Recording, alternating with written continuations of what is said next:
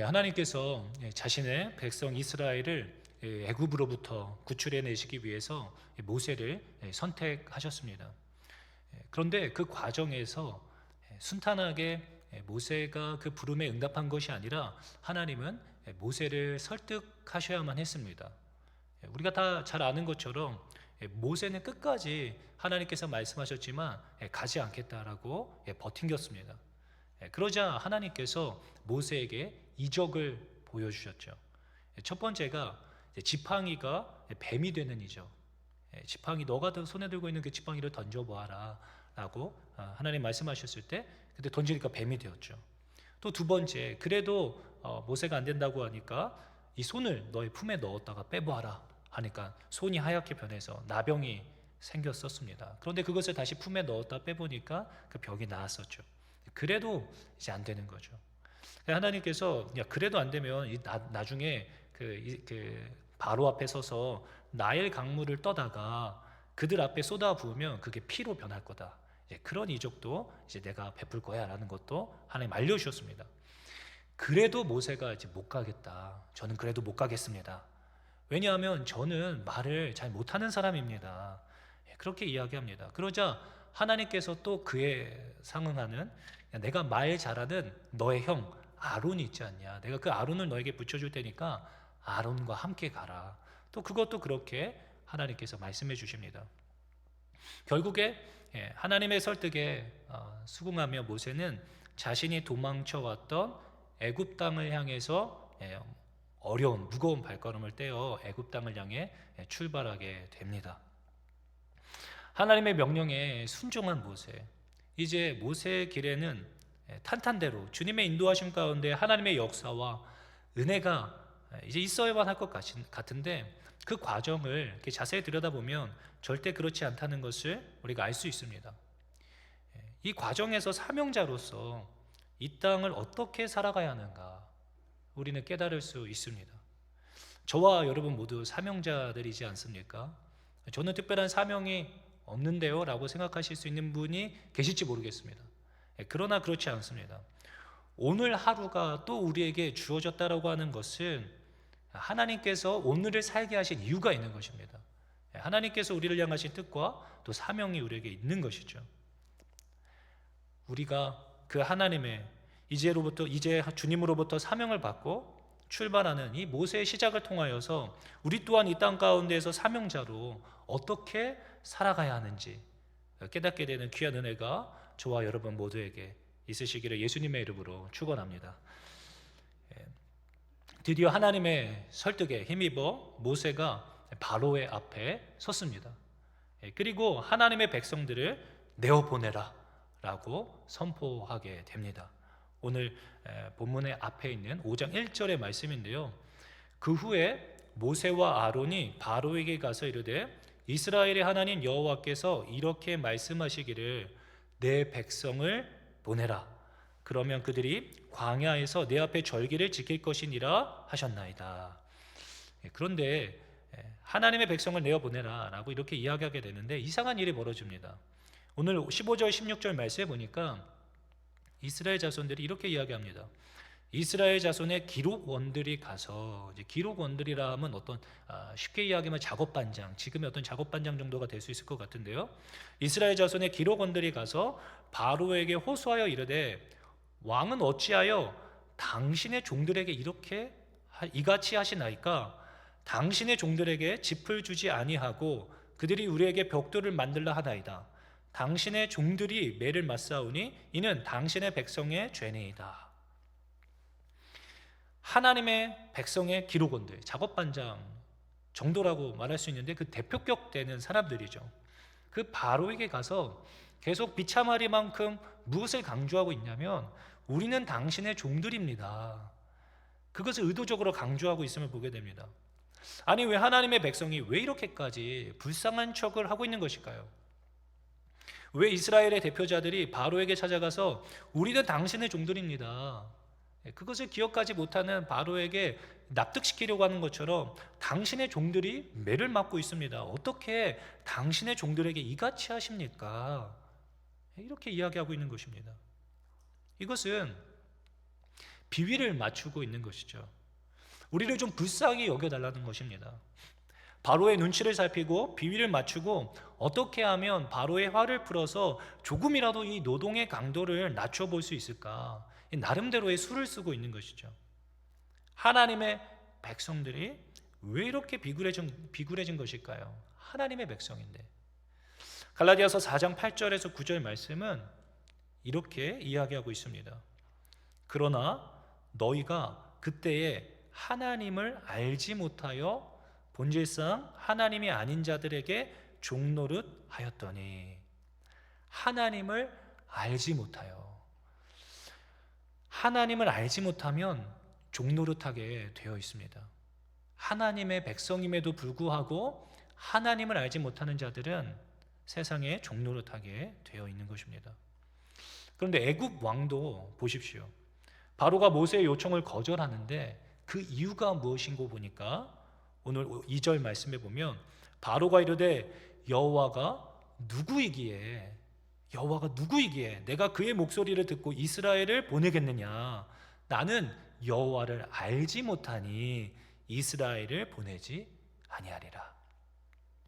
사랑하는 성도 여러분, 하나님이 누구이신지를 알지 못하면 세상의 눈치를 보며 살게 됩니다. 하나님이 누구이신지 분명하게 알지 못하면 세상 비위를 맞추며 살게 됩니다. 하나님이 누구이신지 모르면 이렇게 오만해지는 것입니다. 오늘날 우리의 모습도 종을 자처하고 있는 이스라엘 백성들과 똑같지 않은가 생각해 보아야만 할 것입니다. 하나님이 누구이신지를 제대로 알지 못하면 우린 하나님의 백성임에도 불구하고 바로가 위대해 보이고 강력해 보입니다. 그러니까 두려울 수밖에 없는 것이죠. 그리고 또 바로의 백성들의 삶이 부럽습니다. 하나님의 백성이란 말은 하지만 하나님의 백성으로서의 삶이 너무 초라해 보이는 것이죠. 멋있어 보이지가 않습니다. 사람들에게 내가 교회에서 집사하고 권사고 장로고 목회자라는 것을 별로 그렇게 드러내고 싶지가 않습니다. 그리고는 하나님의 자료를 살지만 은근히 애굽 백성의 삶을 동경하며 어찌되었든 그들의 삶을 흉내내고 그들처럼 되고 싶어집니다. 그러다 보니까 오늘날 수많은 성도들이 거룩하고 고결한 삶을 포기하고 적당한 선에서 타협점을 찾아서 그냥 바로의 종으로서 세상의 종이 되어서 바알과 아세라의 가르침을 따라서 살아가는 것입니다. 풍요와 번영, 부요함을 쫓아서 하나님의 백성들인 우리가 그들처럼 되고자 하는 것이 문제인 것이죠.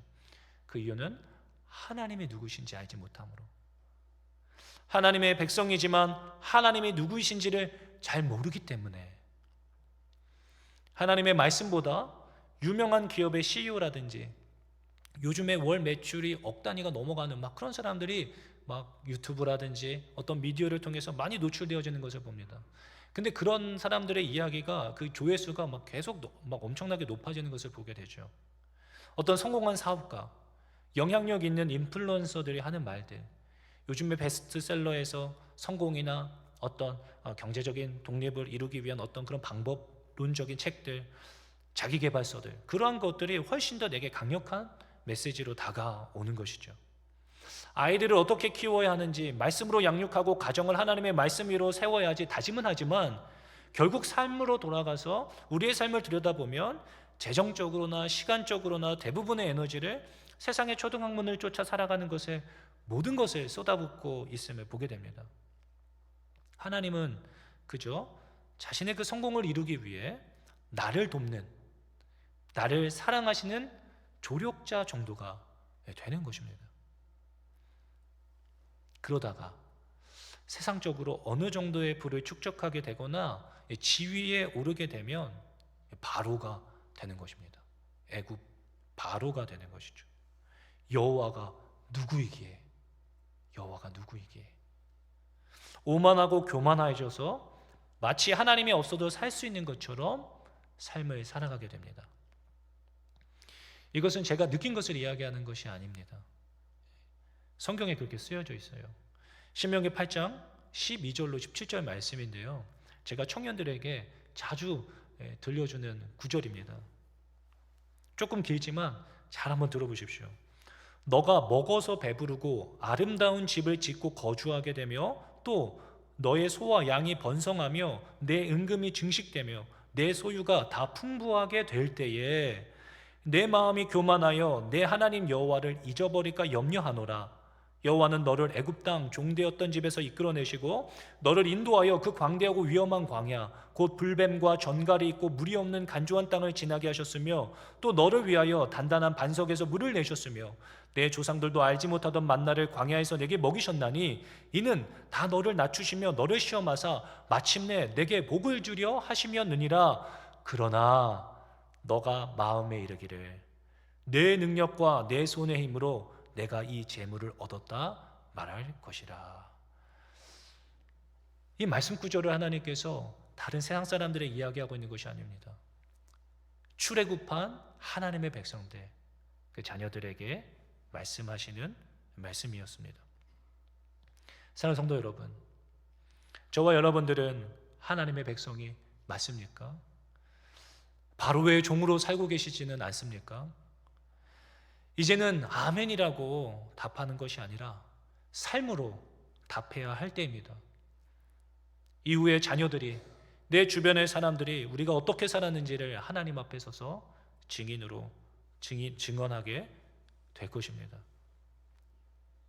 예수님이 말씀하셨습니다. 열매를 보면 너가 어떤 나무였는지를 알 수 있다. 열매를 보면 그 나무가 어떤 나무인지를 알 수 있다. 세상의 눈치를 보지 마십시오. 기회를 엿보지 마십시오. 자녀를 세상의 종노릇하게 만들지 마십시오. 하나님 앞에 분명하고도 확실한 정체성을 가지고 진실된 자녀로 오늘의 정직하게 살아가는 것, 그것이 내가 누구의 백성인지를 분명히 아는 자들의 거룩한 품격인 줄로 믿습니다.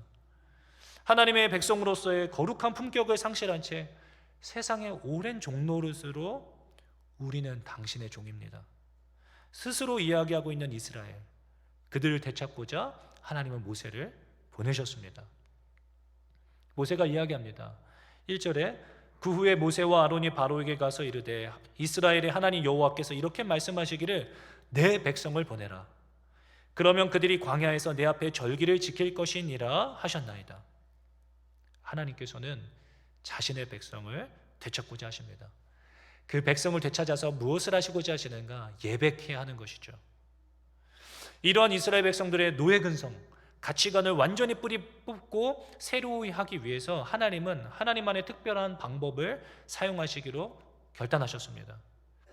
그것은 무엇이었느냐면 결국 우리가 의지하고 있는 것들, 붙잡고 있는 것들, 우리가 신뢰하고 있는 것들, 우상으로 삼고 있는 그것들을 하나씩 박살내 버리는 것이었습니다.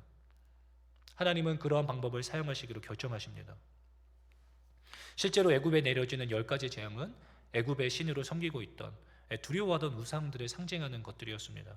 우리가 앞에 예배 시간에서도 이에 대해서 자세하게 이야기를 들었었죠. 하나님은 이 싸움을 시작하셨습니다.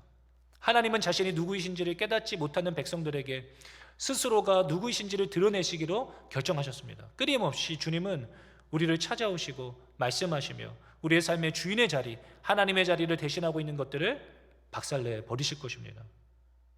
사실 그것이 은혜이고 복인 것이죠. 결국에 그 시간들을 통해서 하나님의 누구신지를 깨닫게 될 것이기 때문입니다. 바로가 모세의 요청을 거절합니다. 2절에 바로가 이르되 여호와가 누구이기에 내가 그의 목소리를 듣고 이스라엘을 보내겠느냐? 나는 여호와를 알지 못하니 이스라엘을 보내지 아니하리라. 그리고는 더 힘든 노역으로 이스라엘 백성들을 힘겹게 합니다.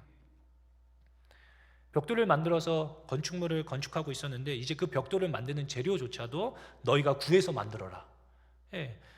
그런데 그 만들어야 하는 벽돌 수는 감하지 않고 동일한 개수를 채워야만 하는 것입니다. 그러니까 일이 2배, 3배가 된 것이죠.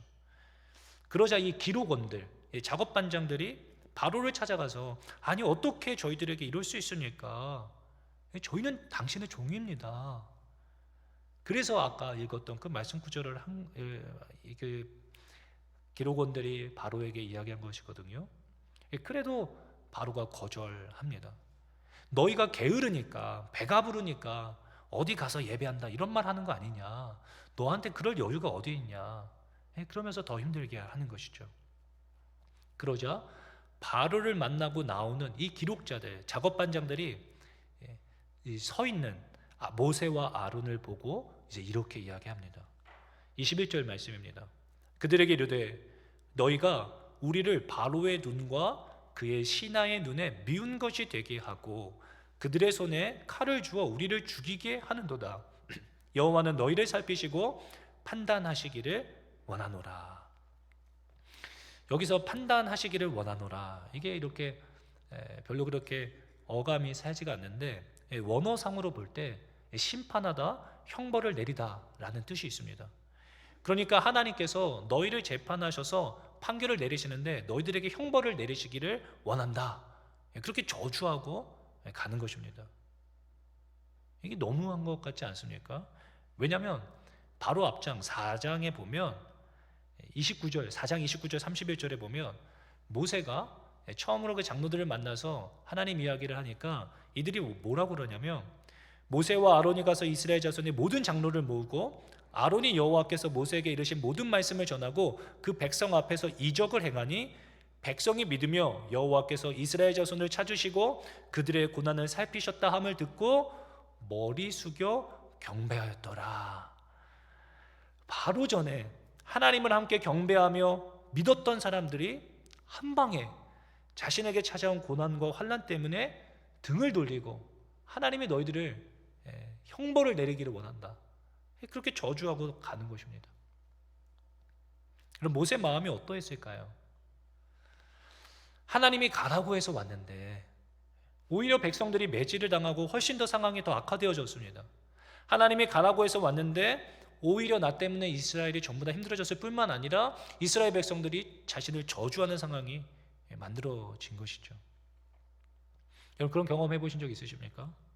나 때문에 모든 공동체가 고통받게 되는 것, 나 한 사람 때문에.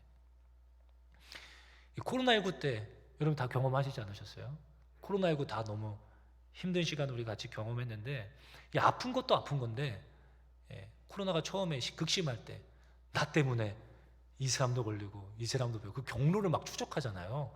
누구 만났느냐고, 누구랑 같이 밥을 먹었느냐고. 그럼 그때부터 죄인이 되는 겁니다. 막 그것 때문에 공동체가 못 모이고 어떤 막 모임이 파해지고.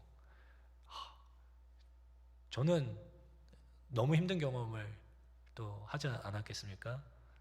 제가 여기서 입 밖에도 내기도 어려울 만큼 힘든 시간을 보냈었는데, 나 때문에 남들이 피해를 받는 것, 그거 굉장히 괴롭고 힘든 것입니다. 너무 속이 상하는 겁니다. 교회에서 열심히 예배하고 주님의 일에 수고하고 있었는데 오히려 나 때문에 우리 집안에, 사업장에 어려운 일들이 생겨서 내 주변에 있는 사람들이 피해를 받는 것입니다. 주변에서는 아니 너가 어떻게 그렇게 막 열심히 막 교회에서 그렇게 한다고 하는데 이것 봐라, 너 때문에 어떻게 됐느냐고, 너 때문에 우리가 이렇게 되었다고. 그리고는 너가 믿는 내 하나님이 너를 좀 심판해 주셨으면 좋겠어, 이런 말을 하고 간다라면 얼마나 서글프겠습니까? 하나님의 일에 하나님이 보내셔서 하나님이 나를 간곡히 설득하셔서 알겠습니다, 순종하는 마음으로 길을 떠나 바로의 앞에 섰는데 오히려 나 하나로 인해서 모든 사람들이 힘든 일을 겪고 그들이 나를 비방하고 조롱할 때 얼마나 괴롭고 힘들겠습니까? 눈물이 나는 거죠. 이게 뭔가?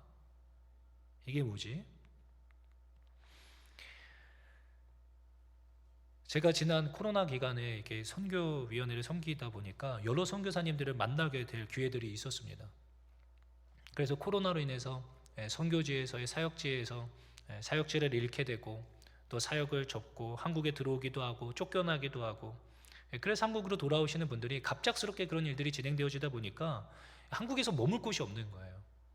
그래서 그분들의 머물 곳을 알아봐 드리고 진짜 숙소를 마련해 드리고 이런 일들을 담임 목사님과 이런 일들을 사역들을 했었는데, 가족들과 그 자녀들을 데리고 일평생 선교지에서 자신의 모든 것을 쏟아부어서 사역했었는데 돌아와서 머물 곳이 하나 없는 것이죠.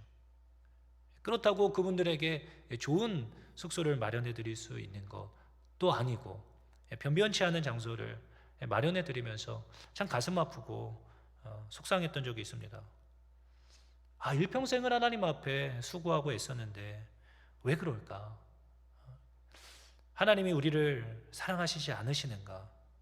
우리가 무언가 죄를 지었나?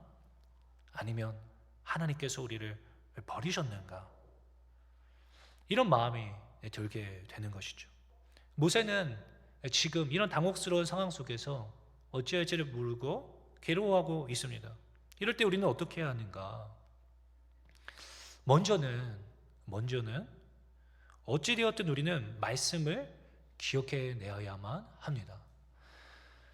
모세는 당황하지 말고 지난 시간 하나님이 내게 무엇라 말씀하셨는지를 기억해 냈어야만 합니다.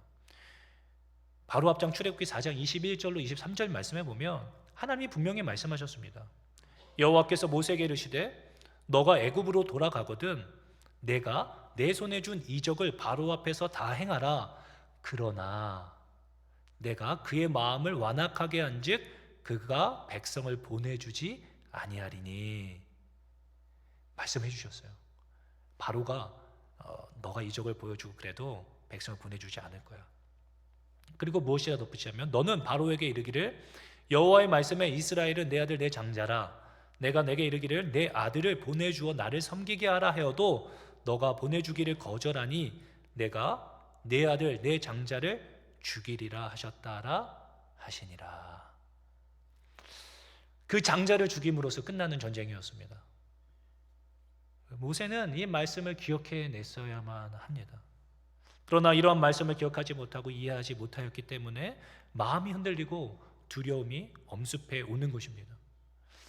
왜 우리가 낙심하고 절망하게 될까요? 세상이 우리를 거절하고 세상 사람들이 우리를 향해 비웃는 것 어찌 보면 당연한 것 아니겠습니까? 우리를 우습게 생각하고 오히려 우리들을 가엾게 불쌍하게 여깁니다.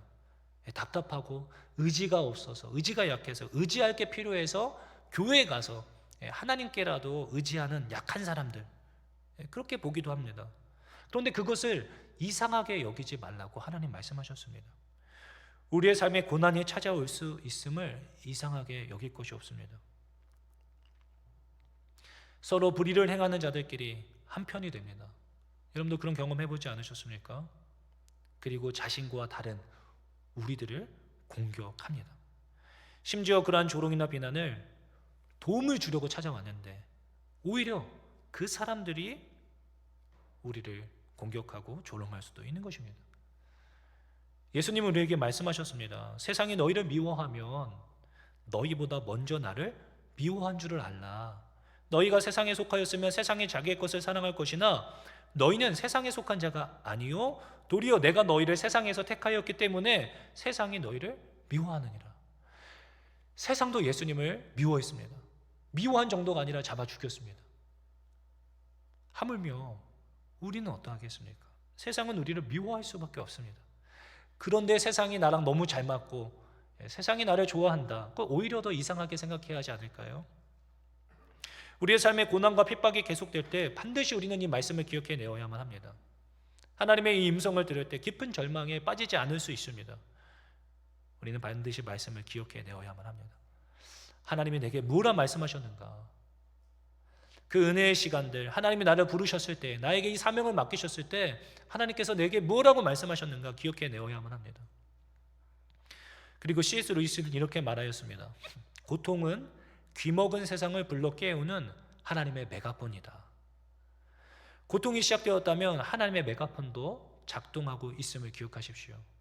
하나님은 지금도 내가 지칠세라, 넘어질세라, 낙심할세라 분명히 더 큰 고함으로 우리에게 말씀하시고 계실 것입니다.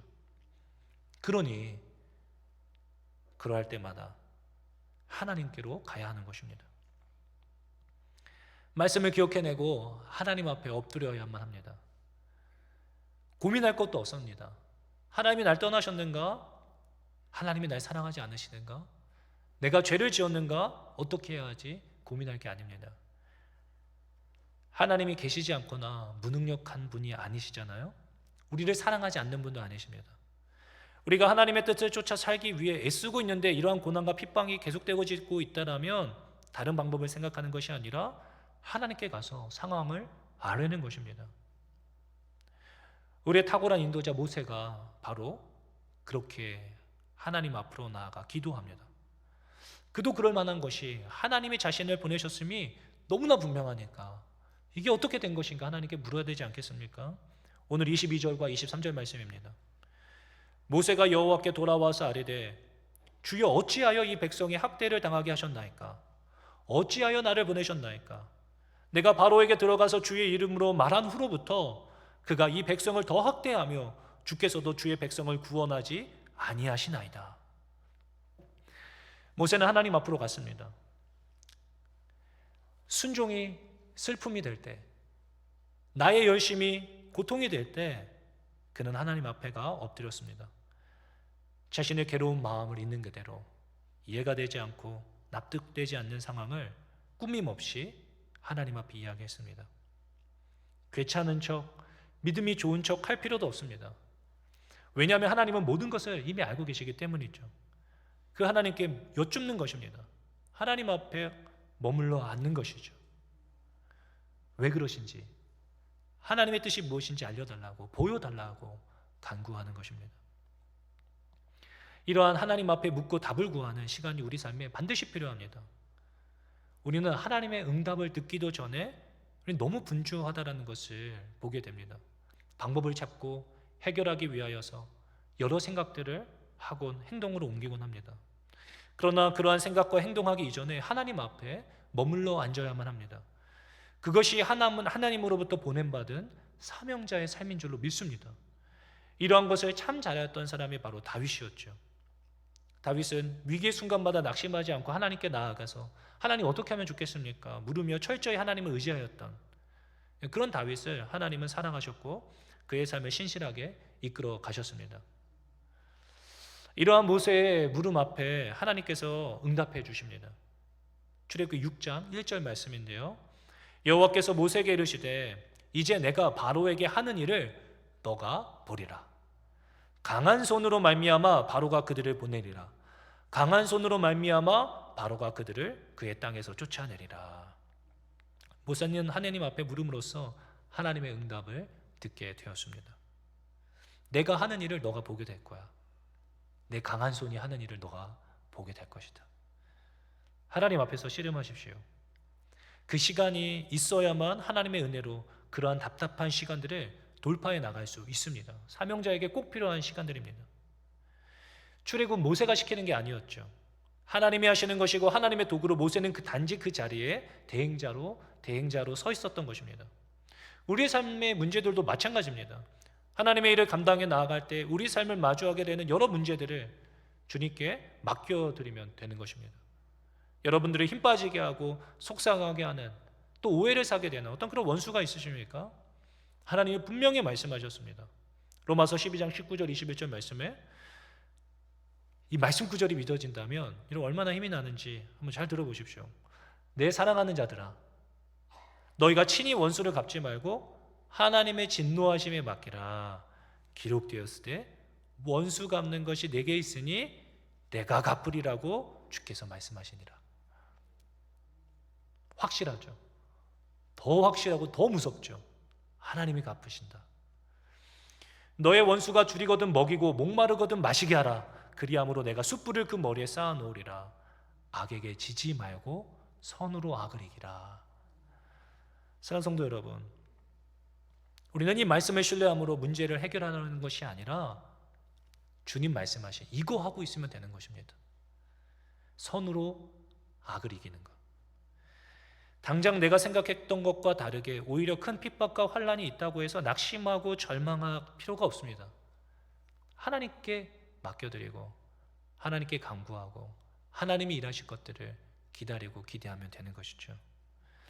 아무도 몰라주어도 나의 순종이 사람들로 하여금 고통받게 하고 오히려 슬픔이 될 때 그 모든 것을 보고 계시는 하나님이 계시는 것입니다.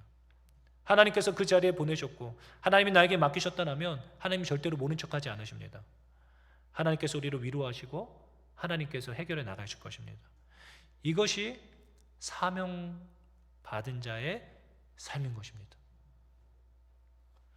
아까 위에서 말씀드렸던 그 선교사님, 하나님께 인생을 다리고 반평생 수고하고 눈물 흘리며 모든 것을 순종하였는데 하나님께서 한국에 들어오셨을 때도 책임져 주셔서 좋은 막 집들이 이렇게 예비되어지고 그랬으면 좋았을 텐데 참 속상한, 왜 이렇게 속상하게 하실까? 제가 그런 생각을 속으로 했었는데 그 선교사님께서 제게 뭐라고 말씀하셨느냐면 반전이죠. 그럼에도 불구하고 목사님, 하나님의 풍성한 사랑을 경험하고 싶으시면 선교지로 나오십시오. 저한테 그러셨어요. 풍성한 사랑을 경험하고 싶으시면 선교지로 나오십시오. 나가야 되나 봐요. 너무 행복하다는 것입니다. 너무 좋대요. 정말 풍성한 하나님의 사랑을 경험할 수 있는 귀한 복된 자리입니다 라고 이야기해 주셨어요. 사랑하는 성도 여러분, 하나님을 모르면 시험에 들고 하나님을 모르면 바로가 두려워지는 것입니다. 저 멀리서 하나님만 바라보고 신앙생활 하는 사람은 하나님을 오해하고 왜곡된 하나님을 말하기가 쉽습니다. 그러나 하나님이 누구이신지를 분명하게 알게 되면 하나님의 강한 손이 무엇인지를 경험하게 됩니다. 그러면 고통 중에도 고난 중에도 풍성하고도 행복한 삶을 살게 되는 줄로 믿으시기 바랍니다. 말씀을 맺습니다. 사랑하는 성도 여러분, 날마다 그러므로 힘써 여호와를 아는 일에 우리는 열심을 내어야 할 것입니다. 말씀과 기도로 거룩을 회복하십시오. 하나님의 자녀로서의 품격을 유지하십시오. 세상이 우리를 두렵게 하고 더 올가맬지라도 우리는 하나님의 거룩한 자녀임을 잊지 마시고 우리가 믿는 하나님이 누구신지를 분명히 깨달아 하십시오. 그리고 사명자의 길을 걸어가는 것입니다. 그 길은 분명히 쉽지 않을 것입니다. 좁고 협착하여 찾는 자가 없습니다. 찾는 자가 적어요. 왜냐하면 힘들기 때문에. 그러나 예수님이 말씀하셨습니다. 그 길이 힘들고 어려울 것이지만 그러나 그때가 기회입니다. 하나님의 강한 손이 나타나 우리를 도우시고 구원해 내실 것이기 때문입니다. 이 말씀을 기억해내고 내가 주님이 보내신 사명자임을 분명히 깨달아 알아 힘들고 어려울 때마다 세상의 눈치를 보는 자들이 아니라 아버지의 품 안에 안겨 눈물을 훔치며 온전히 그 사명을 감당해내실 수 있는 저와 여러분 모두 되실 수 있기를 예수님의 이름으로 축원합니다. 기도하겠습니다. 사랑의 주님, 오늘 이 시간 우리에게 말씀 주시니 감사합니다. 하나님, 이 땅에서 우리가 고난과 환난을 당하나 거룩한 주의 자녀임을 깨달아라. 주님의 말씀을 기억해내고 주님의 앞에 기도하며 간구하며 그 어려운 시간들을 넉넉히 이겨낼 수 있는 거룩한 사명자로서의 삶을 살아갈 수 있도록 은혜 더하여 주시옵소서. 주님께 모든 것 감사드리오며 사랑이 많으신 예수님의 이름으로 기도하옵나이다. 아멘.